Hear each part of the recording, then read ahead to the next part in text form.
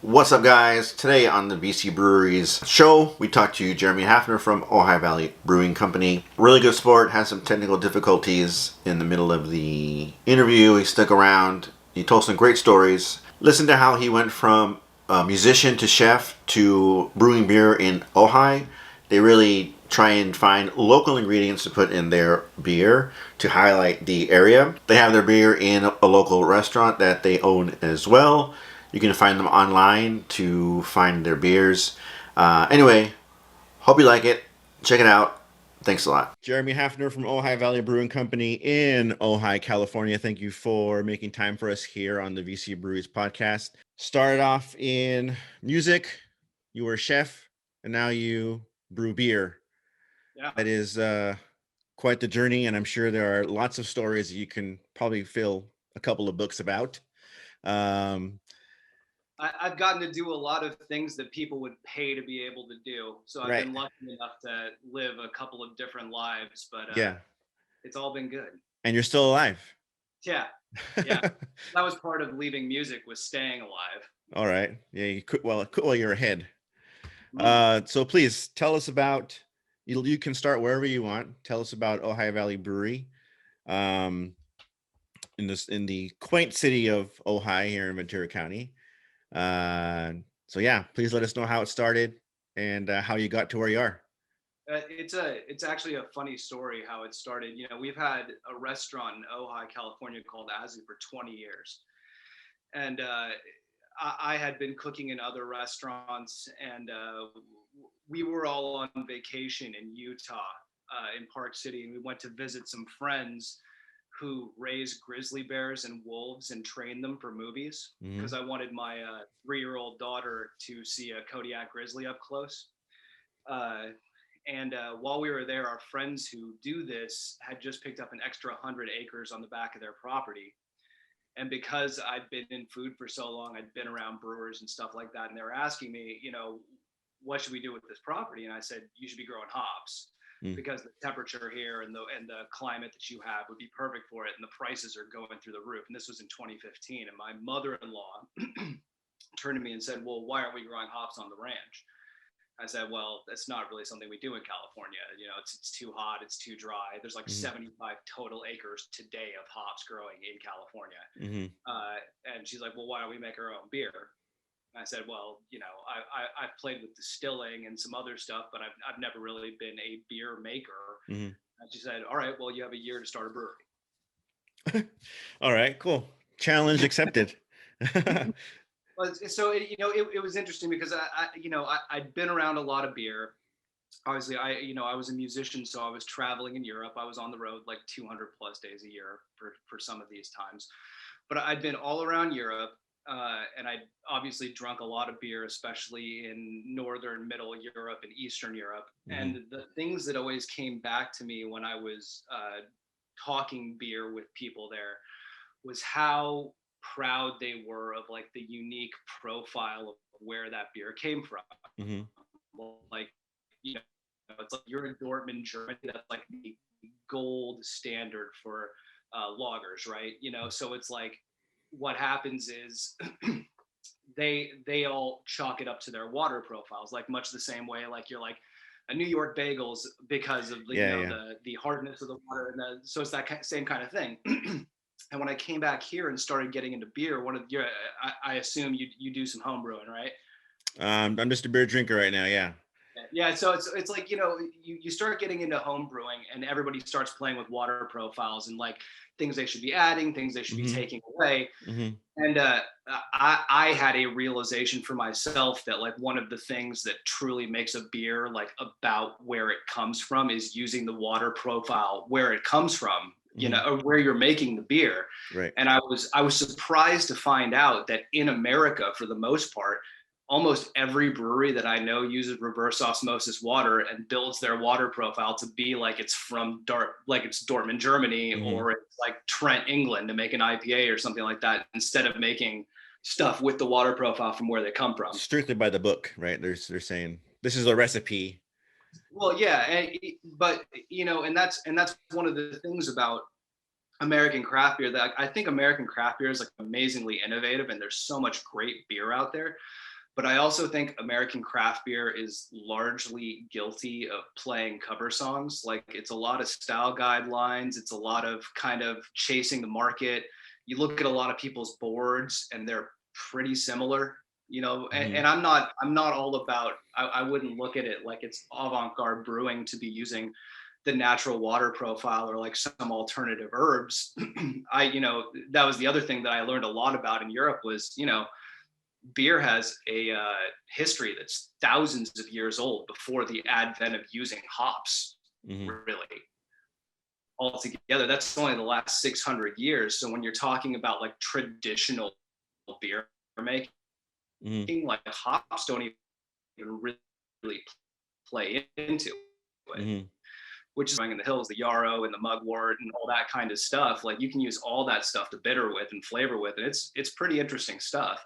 And it's also a lot of those things are stimulants too, you know, which is kind of interesting because hops are soporific; they make you tired. Right. And that's not to say I love hops. Like hops are amazing. Right. Yeah. Cool. So you're a small brewery. You're a small brewery. Like what do I do? Say again? Yeah, very small. Yeah. So very small. And I was looking at, so per the descriptions on the bottle, I looked up the ranch. So you get the tangerine from one of the beers I have here from the same ranch. You get your the lemons, the citrus, right? So do you incorporate, so because you do your water profile from where you're from, you incorporate a lot of local ingredients into your beer? Yeah, a lot of them. Some of them are standard beers that we're incorporating local stuff into, and some of them are seasonal. Right now, this week we brewed our chaparral beer. It's white and black sage and sagebrush from out of the hills for the bittering and for the flavoring. It's mostly sold out already via pre-order online. We're doing a lot of because we're doing a lot of these seasonal things, and because they tap into things that a lot of people from this region are familiar with. We've ended up, especially because of COVID, sort of pivoting into almost a wine club sort of situation where people are subscribing to beers. People are like making sure they have them ahead of time.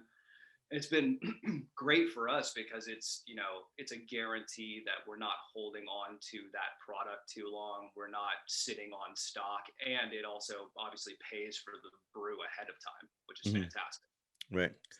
Some of the other beers that we use with local ingredients from, we do one with prickly pears and hibiscus from around here. The HR Gold has the those wild pink peppercorns that are all over Southern California, and the lemons. We've done some stuff with the local wild fennel that grows around here, and we've been working on stuff with yarrow and mugwort and bay laurel. And then I do a pale ale with sugar bush sumac in it, which is a big seller. I don't know if you like, so the hippies up in Ojai, they've always used sumac to make like lemonade out of, because, you know, you like steep it and it's got like that lemony sort of thing to it, but it's also got kind of like a clove thing to it. Yeah. I'm like, right now I'm playing with some sumac sodas and teas and things like that stuff too. Yeah. Ojai, that's what they're famous for, right? There's a lot of alternative lifestyle out there, right? Well, a lot of witchy stuff, that's for sure.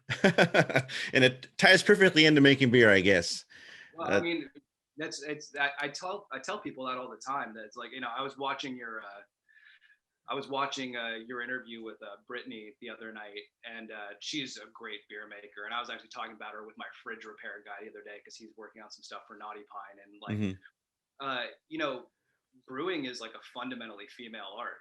Like it started out with basically all run by women, and like the paradigm of what we consider like the quintessential witch look with the hat and stuff. I mean, that's what those women used to wear in the marketplace to make sure people could see them so that they could buy their brews from them. And then we, I guess, burned them all at the stake and decided to go in the direction. But that's like, you know, the start of beer is like fundamentally female, which I think is interesting. Yeah, that's pretty interesting. So are you, so I looked on your website because are you pretty much your wine club, but are you pretty much to like restaurants and like wholesaling? Because you sell by a case on your website. Yeah. So I pretty much only distribute keg beer to Ojai. Hmm.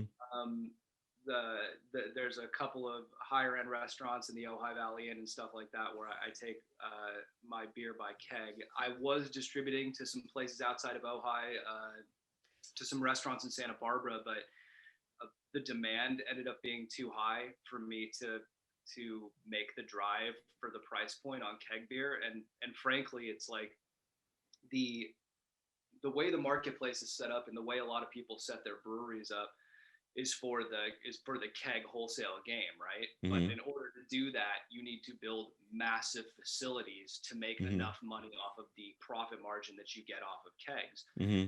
And for that, it takes a lot of logistics, and eventually it takes selling your distribution rights. And I really don't want to do that. Right. There are lots of things that I feel like I could be doing in this life, and if I'm just going to push decimal points around, Hmm. then there's more lucrative ways to do that. So if I'm going to be making beer, I want to make the beer I want to make, Right. and I don't want somebody to take a big fat chunk of it and tell me what to do at the same time. Right. And then it takes you off out of the lab, right? And then you're in the office taking care of all the paperwork if you get too big. Well, I hear stories from friends who have breweries that have grown really big, and they've gone from like being cooking and innovating to like sitting on a computer and hitting a button to like make like 60 barrel batches of like their flagship that has to go out. And while it's awesome to grow your business like that, Hmm. I really don't want to sit on a computer to brew beer. And then if you keep yourself small, you can then play with all these other flavors that you want to play with, right? Yeah, and optimally, like what I think I'd like to do is, I think that I'd like to keep. We've been brewing in Ojai since we've been producing beer in Ojai since 2017.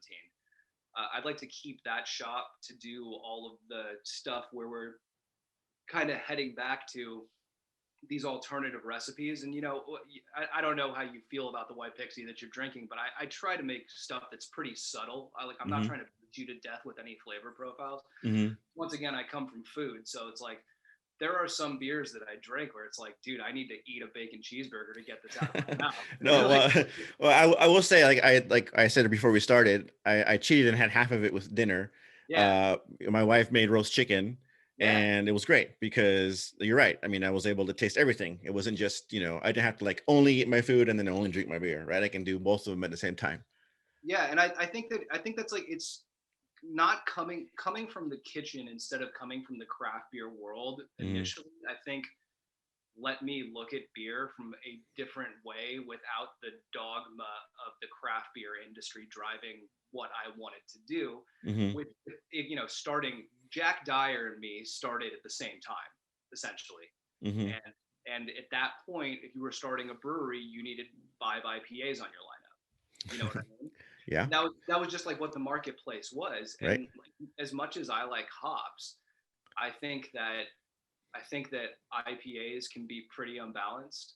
A lot of them. I think some people do really great ones, but I think some of them it became like a dick measuring contest, like how Hmm. much hops you put in Hmm. a glass. Yeah. And I think people have dialed back, but it's I was really leaning into like the nuance of flavor, like subtlety. I want you to reach for it a little bit. Like I want it to be a little bit more like wine. I want you to be able to eat food with it. And it's like so that's sort of easy drinking, high alcohol content, light body beers. It's just kind of my wheelhouse. It's kind of how I like to drink. So Hmm. yeah, Plus, you can, I don't coming know from if a you know. culinary background, sorry, coming from a culinary background, you can then pair, you can say, I really want this, everyone says, burger and pizza and right, Sure. steak, right? But you want to do like fish and chicken and stuff like that. So because you cooked, what fights with what in your mouth, I guess you want to, what, wants to be, you know, the taste that you taste in throughout your meal, right? It was interesting. There's a couple of times when I'd had competition stuff and when I'd have judges taking a look at White Pixie, what they always said their food pairings for this would be were soft cheeses and shellfish. Yeah. I like Okay. that. I like Yeah. that. Yeah. You know, Well, like you I said, think that's a wine. That's a wine. What do you want to call it? Compliment, right? I mean, you. right. So, and I also think, I mean, I think there's this mass, like my key demographic, like honestly, is like people who say, I don't drink that much beer because Hmm. of X, Y, and Z. And I'm like, it's because you're not drinking beer that you like. It is Hmm. because you haven't found something that you like. And there are other ways to go about it. And, for a long time, I thought that too. I was mainly a liquor guy. And then when I spent as much time as I did in Europe, I realized the breadth of what was out there and like how subtle and nuanced Europeans get with their beer. And I'm like, man, we need to be doing some of this. Hmm. That's where I had. So, um, we're coming out of lockdown. COVID's been around. You said you've had like a wine club experience Sure. during this time. Yeah. Uh, uh, is that something you're going to keep? Have you learned something from going through what we've just went through? Yeah. Yeah. Well, I mean, but Jesus, was it 2 or 3 years ago? We had the Thomas fire up here. Yeah. So we were already, we have a 160-seat restaurant that we've been running for a long time with, Yeah. 40 staff members. So we just got done pivoting through something like that. So when COVID-19 came up, we kind of knew how to shut everything down, but keep it humming and get ourselves in place to take advantage of Mm. programs that the government was doing. But what really got accelerated here was online sales for beer. Hmm. Um, I think some people are leaning into it heavier than others. I think that the advent of Drizzly and all that stuff is going to be big. I mean, it's not even really in Ventura County yet, but in Los Angeles and San Francisco and stuff like that. And there's 50 Drizzly shops where Uber's delivering you booze and stuff Hmm. like that. And I mean, it'll be more like that. I also simultaneously, like, I've got some of these barrel aged beers like the Etchart that you have. I've got people regularly ordering 6 bottle $120 half cases from me. I'm selling bottles for $20 a piece, and it's Hmm. like the to be able to play in that way and not have to keep it consistent across thousands of gallons, Hmm.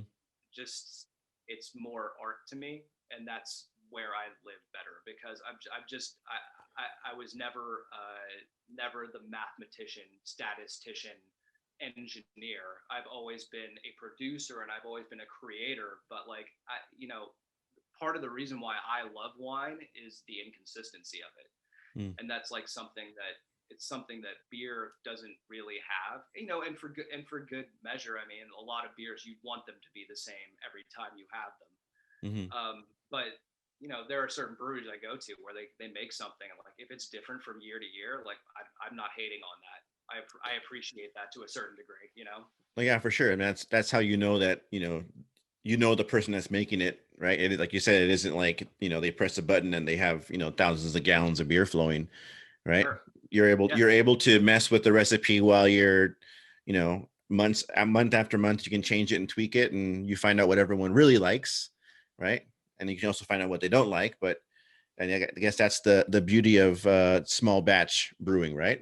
I think so. I think so. And once again, I was listening to Brittany talk about it, and what she say, "Stay small, take it all." Hmm. And it's like I've talked to a lot of brewers who are in big. And let me preface this by saying, Enegren is my favorite brewery in Yeah, they're Ventura good. County. Hmm. Like as much as you could look at what I'm doing and saying it's like whatever alternative or whatever, my like bread and butter is lager. Like I love lager, and I Hmm. think you'll find that most like real true beer nerds, and I find this in especially in beer reps who like sell wholesale stuff, all of them are like massive lager drinkers because we all realize like what an absolute masterstroke of artistry it is to make a really clean lager. Hmm. Hmm. So I always keep some lagers on the bill too because I really love lager. But I was listening I was listening to Brittany talk about like how it's just you get so big and after a while it's just like you're just pumping out stuff. You're just Hmm. Hmm. it's like, man, I don't know if I could do that. Although if I were gonna do it, I would hope it'd be as good as Enegren's beer because that stuff is really good. I had some today actually. Yeah. Well, I mean, because you get into beer because you like it, right? You get into beer because you like drinking it, and then at the end you don't like it because you're producing, a bunch of it. So let's get down to brass tacks now. Sure, and that's okay. So I had to put it in a growler because I drank half of it. So Okay. we'll do the white Pixie. Well, we can talk about the Edgehart Gold. Sure. This will be my weekend beer. Yeah. It sounds like it's well, I want to use it sounds spicy, right? Like you drink it and you get because it has peppercorn and lemon in it. Yeah, it won't overpower you, but it's definitely something that you haven't tasted before. I mean, it's closer to a wine than it is, to anything. It's pretty interesting. Okay.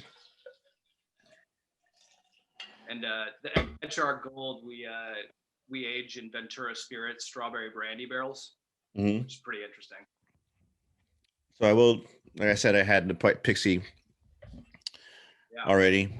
I can test. I mean, not to cheat, but it does say tangerine zest, and it is tangy like the zest of a citrus. Yeah. Sorry, I'm gonna take this. Switch. Yeah, no problem. But like you said, it's not overpowering. You drink it, you taste it, and then it's gone. You can drink some more. Yeah, and what we did? It's actually originally I was setting up outside, but like all the light was bad, so you wouldn't be able to see my face. But right now in Ojai is like exactly why I made White Pixie, because it's like right now in the valley, if you come up here at night, every single citrus blossom in the entire valley is blooming, and it's just like this like light perfume that's on the air. And like so when I made this beer, a lot of people were like, I was expecting more tangerine. And I was like, really what this beer was about was trying to give you like the citrus blossoms on the air, like that light citrusy thing, as opposed to like I just ate like citrus candy. You know what I mean? Yeah, no, I understand. It's I mean, you want it to be complex. Like you don't want it to be solely one flavor that you taste when you're drinking a beer. Sure, something that's like greater than the sum of its parts. And like one of the interesting things that we do with this is, we pick all the Pixie tangerines at HR Ranch, and then we zest them all, and we use that stuff fresh in the whirlpool. But we take all the flesh after we take the pith off, and then we cook that down into marmalade. So we're essentially creating our own inverse sugar. So like a regular Belgian wit would be using Belgian candy sugars to raise the gravity but keep the body light. And instead of that, we're using the Pixie tangerines and turning them into marmalade and essentially using them like you'd use Belgian candy sugar. Wow! And you zest them all by hand? How much meat have you gotten off your knuckle from doing that? So I've actually cut off the end of this finger twice. Yeah. In accident. I can't feel it anymore. It's been sewn back on. But yeah, it's a lot of zesting. My partner Griffin does a lot of it. There's something about, I'm sure you've tasted this in breweries who have you've watched some breweries grow, right? And it's like some of those beers you fall in love with, and then as they get bigger, for some reason, whether it's the size of the batch, the pressure of everything on. Well, then let's pick up with a funny story then. Okay.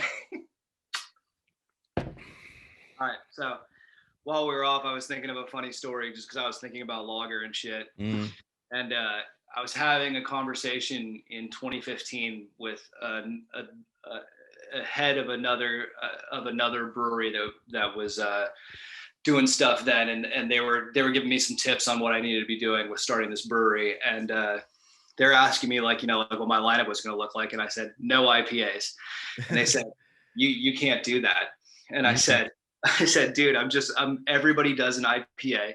If I do one, I'm telling you it's going to stand out. It's going to be something different, which I do with the sumac, but I was like, I just don't think that's what's going to happen next. And they said, what's the next 5 years of craft beer in your opinion then? I said, the next 5 years of craft beer, in my opinion, is all of you dudes walking back what you said about lager for the last 15. Yeah, I would say in the last 6 months, Dude. I've uh I've gone out of my way to find everybody's lager, everybody's ale, everybody's pilsner, everybody's right. And not to say I don't have an IPA, Sure. every once in a while, Me right? too. But Me too. Me too. right, but you want to taste the whole spectrum of beer, right? And see what they have in their repertoire of what they can make, right? So Yeah. I would agree that we need to revisit the other things. Yeah, man. You know what? I'm 39 now. I got married when I was 25, Mhm, and I went for my honeymoon and stayed at the Eyinger Brewery in outside of Munich, mhm, and because they have like a hotel, kind of like the Ojai Valley in there by their mhm, brewery, like over in the forest there, and just like the span of lagers that mhm, that company makes are so top notch. It's mhm. just like, man, there's just something so right about Mhm. good lager. Right, It's so good. right. Yeah. Yeah. So I visited your locale. You said you're building out the tasting room. Yeah. Yeah. Um, Yeah. I was part of my day to day is just like uh, just dealing with the hurdles of the bureaucracy of building stuff out in California. yeah.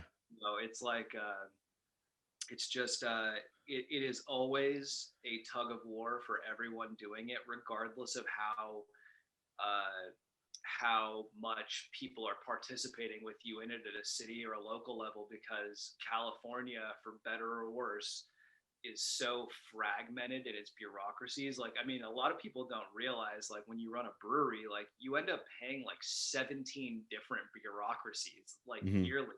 And a lot of those payments are like payments for a certificate to say you don't need a certificate. It's like Yeah. it's that kind of stuff. So when you're trying to build stuff from scratch, which is like fundamentally difficult in California, as you can see by the problems with housing and the homeless and stuff like that. Like, we Hmm. can't build a house in this place. Like, try building an industrial manufacturing facility. Hmm. This I'm just.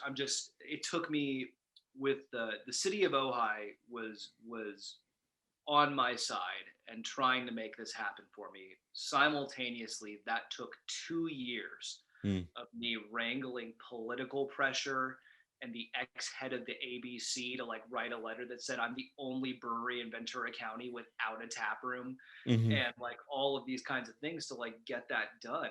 And like that was just to get to the starting line, you know. Hmm. So I'm it is a slow process. But like anything else, like for anybody who's ever built anything, whether it's been a birdhouse or the Great Pyramids, it's like when you put your blood and sweat into something, there's just something special about whatever comes out on the other end, even if it's kind of beat up and fucked up, Hmm. you know? No, yeah, I've tried to start a couple of businesses, and I always tell my wife it would be easier for me to sell crack than it would be for me to, be above board and, You know, try and, get something going legitimately, right? Serious. I hear crack's a growth industry. Are you looking for a partner You know, or? yeah, halvesies for sure. Yeah, I got 5 on it. Yeah. Okay. So, um, tasting room. We're coming out of COVID. Yeah. What's next for Ojai Valley? Well, it's I think the tasting room is going to be big. I think it's we're building it mostly outdoors, because I think Mm, regardless of what happens here, and this is just my intuition from having run a big restaurant for years, is that the next 5 years, regardless of what the stipulations are, people are going to be nervous to be inside. A lot of people. mm-hmm, I see people driving around with masks in their cars by themselves still today. mm-hmm, And it's like I just think it's going to take a long time for people to feel comfortable inside again. And mm-hmm. luckily, we live in Southern California and it rains like 12 days a year. Yeah, and then you're in So Ojai, so that's even better weather, right?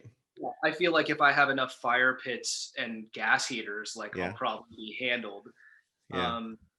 You know, we are we have been pouring all of our beer through our restaurant Azu, Mm-hmm. but you know that just like cut me in half because there was no bars were done. Mm-hmm. And shit, dude, like I you know I've listened, I've talked with a lot of the other breweries, like dude, everybody got cut in half. Mm-hmm. And that's like one of the dangers I think about the marketplace right now with people that like, because it was, you know, in 2015 when I was starting, like it seemed like the whole model was I'm gonna I'm gonna get $5 million in capital from 20 different people. I'm gonna build a brewery. I'm gonna cause a lot of buzz. I'm gonna grow, and then somebody at a giant company is gonna buy me out, and we're all gonna be rich. That Mm-hmm. was just kind of like that was everybody's business plan, but like Mm-hmm. it became clear, I think, over the last few years that those big companies aren't going to buy out the little beer companies anymore, because as soon as they do, they immediately lose like 50% of their drinkership. So Mm-hmm. what, you know, instead they're like buying people's distribution rights and things like that. But because of that, you know, there's like still this model where everything's based on keg sales going out. And I got to say, you know, I have a feeling that, you know, whether or not it's warranted, there's going to be another flu, there's going to be another something. And whether or not they shut things down, like, you know, I don't know. I don't think Gavin Newsom will do it while he's like facing a recall. But like the next governor, like, I don't know. Is it Mm-hmm. more serious? Like, we don't know. And it's just like, so the marketplace of solely pushing kegs to bars and restaurants, I think it's dangerous Mm-hmm. right now, you Mm-hmm. know. And I think it's, man, I am glad that I am not dealing with that. And my hat's off to everybody else who like had to like try to move through IPAs and like degradable like really hoppy beers, you know, over a time period where stuff was just sitting around. Like I can't even imagine how much stuff went down the drain. Like if I haven't talked to any of the guys about what they've dumped, but I'm sure it's because I saw some of these breweries are selling kegs at like a loss, man. Like, have you seen the prices? Like, you can get a half barrel off of somebody for, like, and it's like clearly underpriced. You're like, man, that's rough. Sounds like I should have a party now. Yeah, Yeah. there's I mean, and it's weird because we're kind of, you know, we're going through the direct to consumer, you know, period right now, right? You know, everyone can, you know, you hop on your phone, like you said, and you just say, bring me beer, right? yeah, And I would think that, like you said, I mean, I spoke with the guy from John from Leashless on yeah, last Saturday, and he shared your same sentiment that even if we're out, you know, you're still going to have people that are, you know, not going to be comfortable going inside. And so I would think everyone in the game is going to have their pandemic plan on the back burner, ready to go the next time it comes around. You have yeah, to. yeah. And it's just luckily, because I had worked in commercial food for as long as I have, like I've got an understanding of customer base and health code that Mm, a lot of brewers who haven't worked in a kitchen don't understand. And it's just like there are things you can do, and restaurants, a lot of restaurants pivoted to make that happen. And like, you know, as I'm building this tap room, it started out as one thing, and the next thing I know, I'm like, you know what, this is all going outside. It's just all mm, going outside. mm, It's where everybody wants to be anyways, but it's like, you know, I'll put a pool table and a shuffleboard table inside, and the people who want to gather around will go inside. But like mm, for people, like I think it's going to be touch and go for a few years. And yeah. I wouldn't be surprised if they open and close things again. I just wouldn't be surprised at all, Mm, yeah. you know? 'Cause like you said, like nobody knows, right? So Yeah, well, hopefully they make the right call and we're open and everyone drinks more beer. yeah, you know, I think that will happen, and this is what I do think. I think that all the breweries who survived Hmm. and all the restaurants who survived Hmm. are going to have less competition. But I also think that I think that people are just going to be itching so hard to get next to other people in a public space. And I think 2022, it's just going to be raining money from the sky for places that are a cool place to hang out. You know, Yeah. People are chomping at the bit to spend their money, be out, I, right? I know I am. You know, I'm getting out of town next week. I'm going to Utah to Hmm. go skiing, but it's like man, I used to like leave the country 5 times a year. Hmm. And I basically haven't left Ojai in like a year and a half. You know, it's Hmm. like it was, yeah. I'm a travel guy, and it's just been. I think if everybody's feeling like I am, and I have to assume at least 2 or 3 other people are, then like it's gonna be nutty. And now you're already seeing it. Like you were, what day were you up in Ojai? Well, that was last Monday. It Oh was no, on. it was this Monday. It was Monday. It was Tuesday. Yeah, Yeah. it's you just look around, like even on a weekday, it's like, man, it's like things are like people are out, like Yep. things are happening, dude. Ojai's like you can't even drive through the middle of town right now. There's so many people up here. Uh-huh. And I'm sure that's how it is in Ventura and Oxnard and Yep. Camarillo and Moore Park and all that stuff. Yep. People are just, you know what, we're done. We're Yep. done. Yep. You know? I understand. I got you. Yeah, we live Yeah, by down the street from the beach, and there was a time where it was nobody from Oxnard at the beach. It was all people from LA and all those places that, it's right? gnarly. Yeah, they had to find a place to get out because they were going crazy.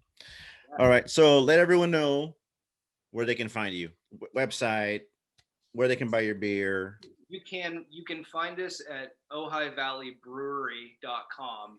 You can buy our beer for delivery anywhere in California there. You can buy our beer at bottle shops in Ojai.